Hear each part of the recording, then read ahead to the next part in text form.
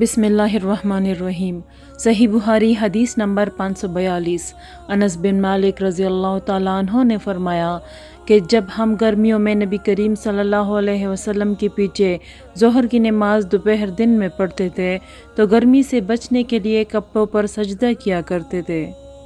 صحیح بخاری حدیث نمبر 543۔ جابر بن زید نے ابن عباس رضی اللہ تعالیٰ عنہ سے روایت کیا ہے کہ نبی صلی اللہ علیہ وسلم نے مدینے میں رہ کر 7 رکعت ایک ساتھ اور 8 رکعت ایک ساتھ پڑھی۔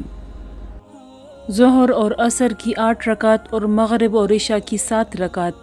ایوب سختیانی نے جابر بن زید سے پوچھا، شاید برسات کا موسم رہا ہو؟ جابر بن زید نے جواب دیا کہ غالباً ایسا ہی ہوگا۔ صحیح بخاری حدیث نمبر 544۔